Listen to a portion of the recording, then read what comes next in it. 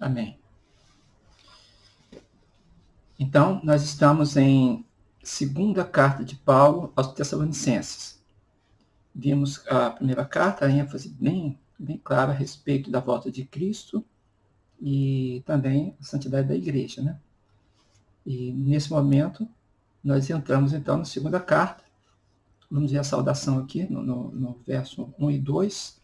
A saudação é praticamente idêntica à da primeira carta. Ele fala Paulo, Silvano e Timóteo, são os três que estão escrevendo, né?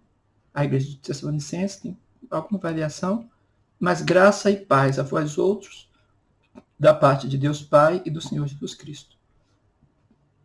Assim, entramos então na segunda carta, né?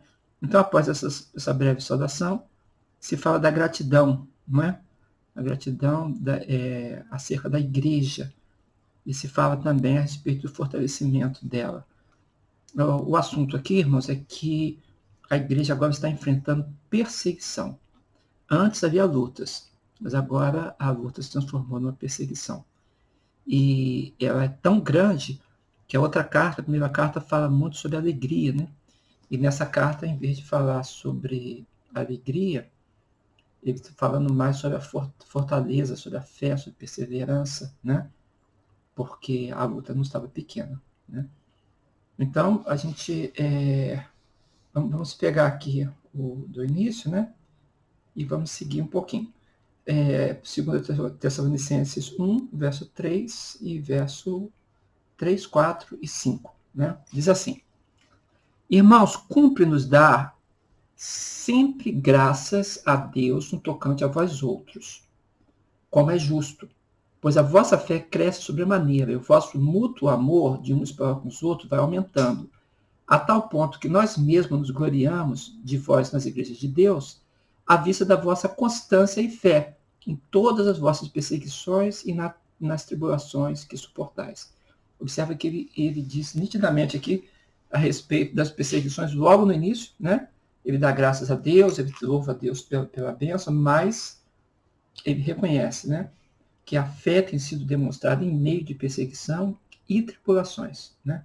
E é assim que se suporta.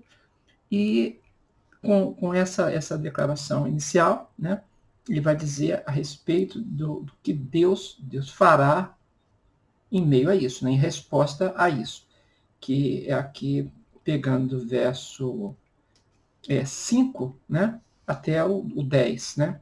Então ele diz bem assim, falou da fé até o verso 4, das perseguições, tribulações suportais. No 5 ele fala, sinal evidente do reto juízo de Deus, para que sejais considerados dignos do reino de Deus. Então, o que está acontecendo vai conduzir um juízo que está se aproximando sobre a terra, né? E aí vem o verso 6.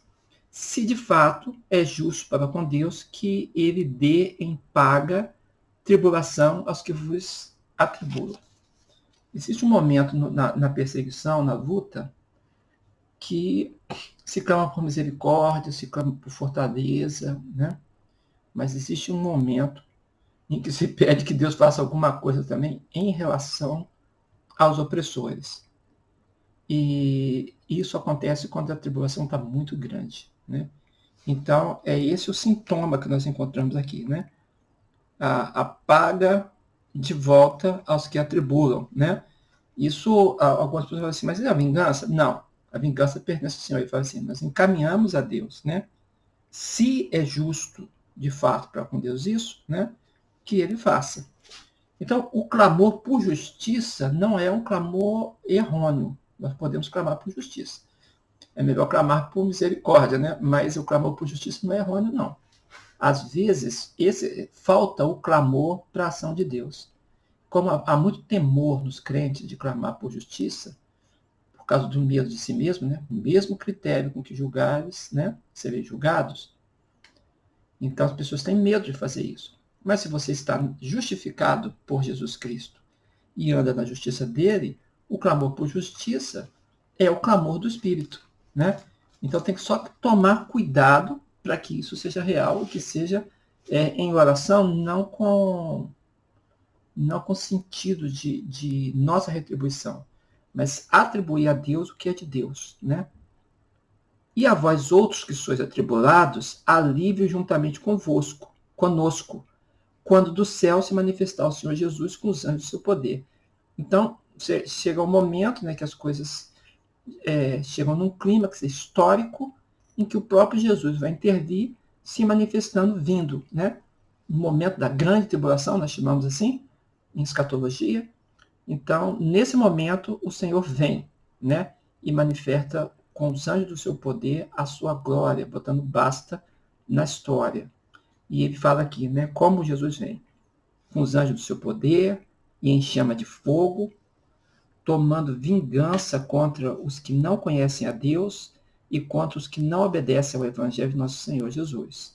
Estes sofrerão penalidade de eterna destruição, banidos da face do Senhor e da glória do seu poder, quando vier para ser glorificado nos seus santos e ser admirado em todos os que creram. Naquele dia, por quanto foi crido entre vós o nosso testemunho, por isso não cessamos de orar por vós.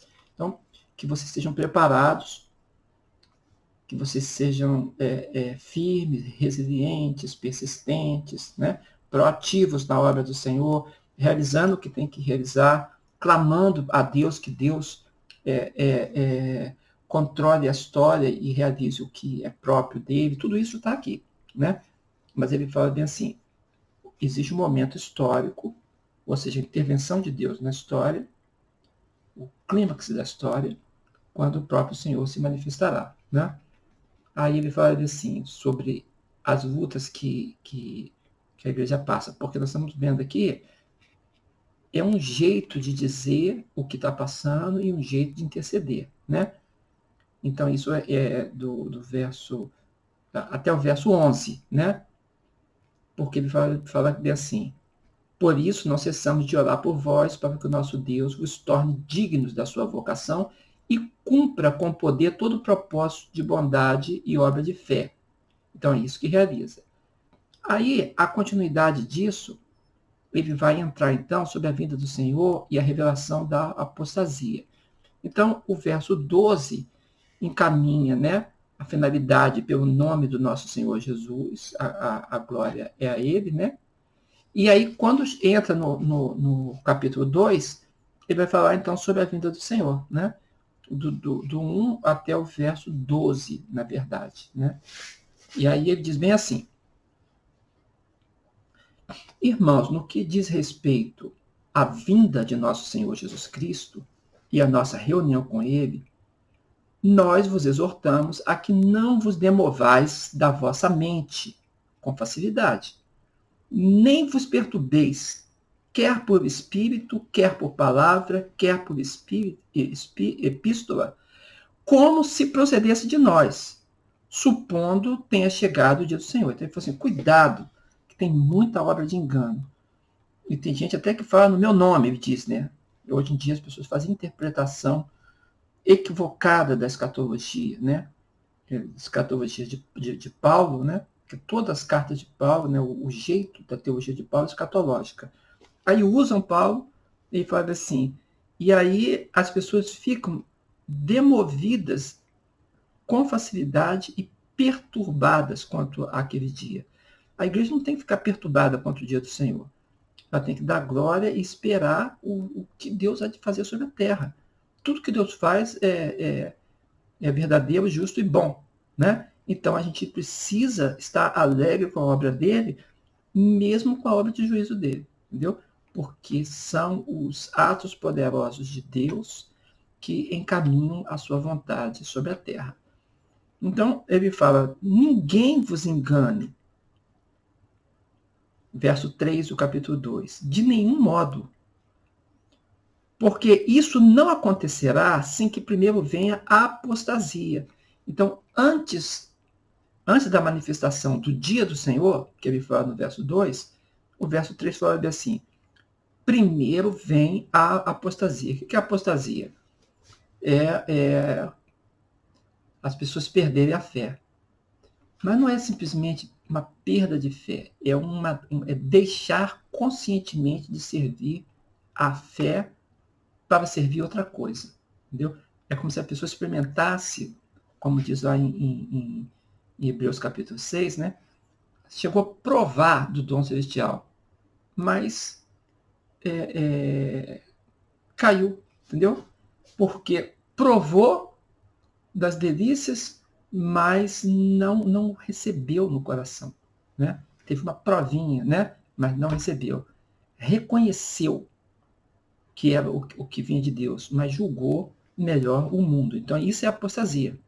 Entendeu? Apostasia não é o crente salvo deixar de ser salvo. Entendeu? Apostasia é uma pessoa que tem todos os argumentos para poder seguir a Deus e desistir desses argumentos. Então, ele fala sobre isso. Primeiro, vem essa apostasia. Muita gente que está se movendo dentro da igreja deixará a igreja, né? E hoje em dia acontece isso, né? Ainda mais nesse tempo de pandemia e tudo. O que aconteceu com as pessoas? A gente que está dentro da igreja não está mais, né? Porque agora aprendeu que pode ficar só em casa e deixou, então, a comunhão, não quer voltar para a comunhão, né? E não quer voltar para a comunhão, fazendo com que o seu coração, então, seja dono de si mesmo. Ora, igreja é um conceito coletivo. Ninguém é igreja sozinho. Não existe a igreja do eu sozinho. Igreja é um conceito coletivo. Então, as pessoas estão se demovendo, conforme a palavra de Paulo aqui, eu estou usando o mesmo termo, né? E estão manifestando a apostasia. Ele fala assim, só que isso aqui é a grande apostasia do final dos tempos. E seja revelado o homem da iniquidade, o filho da perdição. Na teologia da complexidade, nós fazemos isso. Nós entendemos o ciclo menor e o ciclo maior. Imagina o ciclo tange e quando ele aumenta, ele faz o macro. Então, nós temos o micro e temos o macro, né? No micro é a nossa vida. Então, na minha vida, eu tenho um momento em que eu tenho perseguição, que eu tenho luta, eu tenho um momento que é a grande provação da minha vida individual. Mas isso é apenas um tipo do que acontece no sistema macro, porque haverá uma grande tribulação mundial e haverá o homem da iniquidade mundial. Às vezes, um tipo de besta se manifesta na sua realidade, entendeu? A gente chama de quase anticristo, né? São os tipos de anticristo. Mas haverá um homem da iniquidade histórico. E é por isso que muitas pessoas se confundem na teologia, porque confunde a micro-história com a macro-história. E a gente tem que entender essa teologia da complexidade, né? A micro-história compete a nós, pessoalmente, e ao nosso ambiente comunitário. E a macro-história é o que Deus está fazendo na história. Por isso que a teologia, ou melhor, a escatologia, que é a doutrina da interpretação e do entendimento das últimas coisas, dos últimos eventos da humanidade, são divididos, então, em 3 partes. A escatologia pessoal, que refere a cada um de nós, e aí nós temos o assunto principal, é a morte, entendeu? E também o estado intermediário, antes da ressurreição, né? Para onde vão os mortos, nesse momento, antes do juízo final. Então, é chamado de estágio intermediário. São os 2 assuntos principais, a morte e o estágio intermediário. Mas também o que acontece no nosso coração, na nossa vida, né? Escatologia pessoal. Nós temos uma escatologia cósmica, que é exatamente isso que acontece no mundo inteiro, né? O arrebatamento, por exemplo. Ninguém é arrebatado individualmente por aí, né? O arrebatamento é dentro da igreja, a igreja de Cristo. E nós temos também toda essa parte, o juízo, a grande luta, né? A guerra do Armagedon, né? A intervenção de Jesus, Satanás amarrado por 1000 anos, todos esses eventos, eles pertencem a uma escatologia cósmica, tratado o mundo como unidade, a igreja como unidade e o Senhor sobre todas as coisas, né? Na vida do crente individual, escatologia pessoal, nós temos mais a ministração do Espírito Santo em cada um de nós, nos treinando para a vida eterna, né? Na nossa peregrinação, glorificando a Cristo, para termos o corpo glorificado e as coisas acontecerem na época da escatologia cósmica. E a terceira escatologia é o que a gente chama de escatologia especulativa. Especulativa não no sentido de que vai tentando, mas é uma interpretação a miúde, né? É a leitura do jornal, a leitura das notícias, noticiários, a notícia do que acontece ao nosso redor e a interpretação conforme as profecias. Por isso que a gente chama de escatologia especulativa, porque vai estudando o que acontece a miúde, né? Mas aqui está sendo apresentado a realidade, então, dos Tessalonicenses, uma igreja que existiu num determinado tempo, numa determinada época, numa determinada cultura, numa determinada situação, e eles têm, então, o seu microenfrentamento, né? E daí se puxa para o que acontece no mundo todo, né? Então, vocês estão passando perseguição, mas haverá uma grande perseguição. Há apostasia no meio de vocês, mas haverá uma grande apostasia, né? Vocês estão sendo perseguidos por alguém definido, mas haverá o homem da iniquidade. Então, é assim que entendemos, por isso que chamamos de teologia da complexidade, né? Ela une os diversos fatores e se interpreta da perspectiva revelacional. É isso que é teologia da complexidade. Eu tenho um livro sobre isso, né? Se vocês quiserem ver na Amazon.com, procura Teologia da Complexidade. Para você entender, bota meu nome lá, Valdeir Contaifer, né?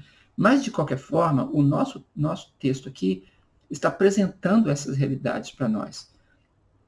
Então, ele diz, no verso 7 do capítulo 2, que esse homem da iniquidade, ele fala assim, com efeito, o mistério da iniquidade já opera e aguarda somente que seja manifestado aquele que agora o detém. Então será de fato revelado o iníquo, a quem o Senhor Jesus matará com o sopro de sua boca e o destruirá pela manifestação da sua vinda. Então essa é a realidade que se encontra aqui. Ele fala que o aparecimento do iníquo é segundo a eficácia de Satanás. Então, quando o homem da iniquidade se manifestar, que a gente interpreta pelo Apocalipse como o anticristo, né? E também, segundo Pedro, a interpretação do apóstolo Pedro como o anticristo. Então, aqui, o aparecimento do iníquo, e segundo a eficácia de Satanás, com todo o poder e sinais e prodígios da mentira. Por que da mentira? Porque os sinais são falsos? Não, é que os sinais querem levar a pessoa a crer na mentira, crer na falsidade, né? Só que Satanás também opera com mentira, né? Mente desde o princípio. Mas o sentido aqui é que ele quer conduzir as pessoas ao engano. Ele fala no verso 10, com todo o engano de injustiça aos que perecem, porque não acolheram o amor da verdade para serem salvos. Então, quem não quer a bênção do amor de Deus, o amor da verdade manifestado no Evangelho, vai colher a mentira, vai ficar com engano, porque recusou de acordo com a sua própria vontade, né? E por esse motivo, então no verso 11 do 2, né? Pois que Deus lhes manda a operação do erro para darem crédito à mentira, a fim de serem julgados todos quantos não deram crédito à verdade. Antes, pelo contrário, deleitaram-se com a justiça. Então, quem gosta da injustiça vai colher injustiça. Deus fala assim, vocês querem mentira? O ministério da mentira está no mundo. Vocês querem engano? Como a gente vai ver em 2 Timóteo, né? Ele fala assim, as pessoas procuram mestres segundo suas próprias concupiscências, porque o seu ouvido sente coceira de desejo de ouvir o que agrada a si mesmo, ou seja, suas próprias concupiscências. Os mestres se levantam no mundo com falsidade porque há uma demanda de falsidade. As pessoas só vendem aquilo que os outros querem comprar, né? Então é isso que acontece espiritualmente. É oferecido aquilo que estão procurando, né? Então a Bíblia fala, Deus permite, né? Aqui é uma palavra direta, né?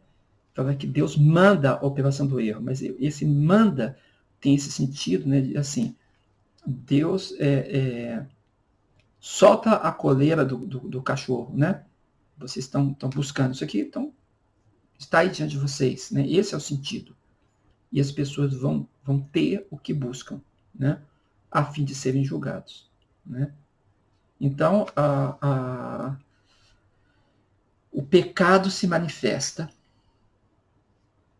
O pecado se manifesta com a sua hediondez.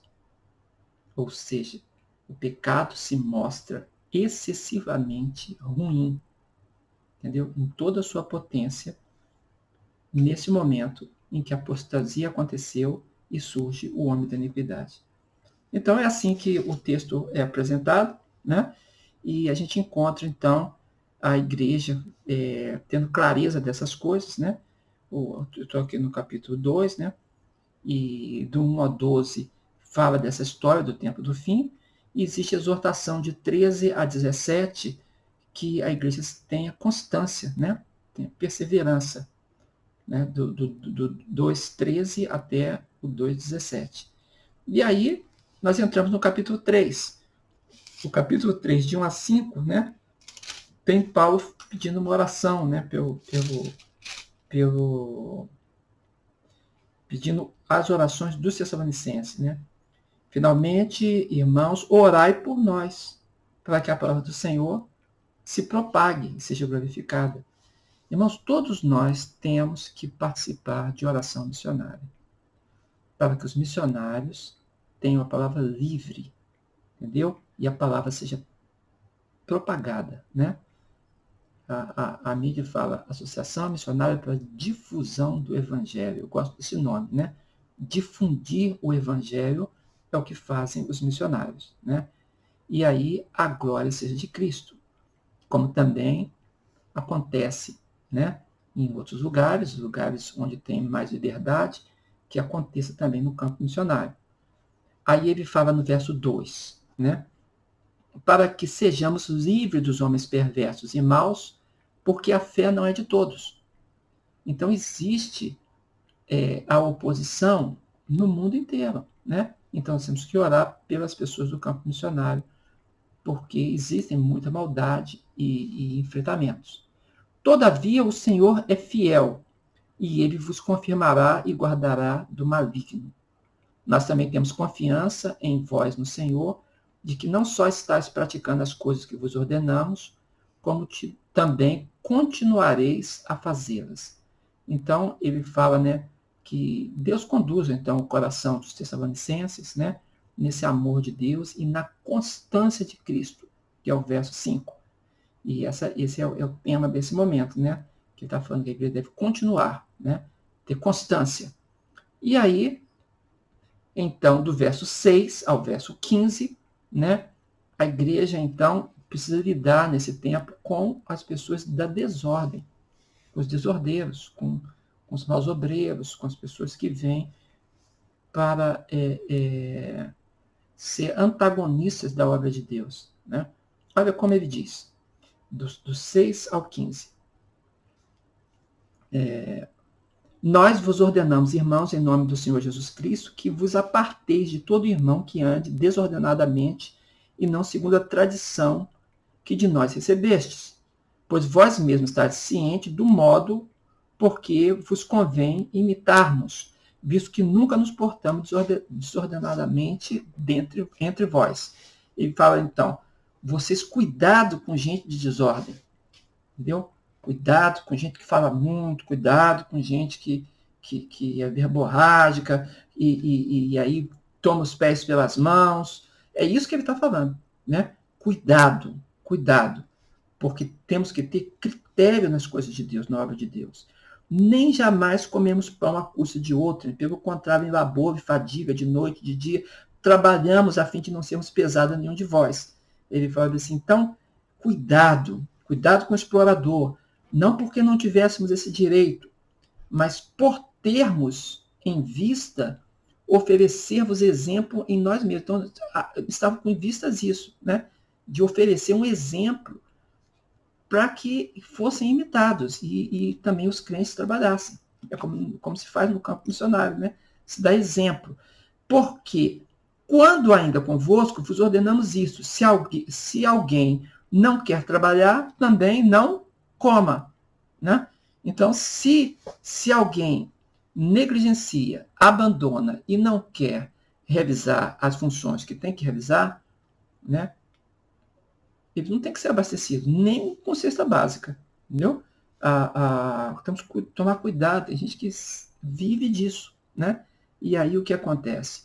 Não produz nada e ainda é pesado. E aí quem precisa realmente, né, fica sem.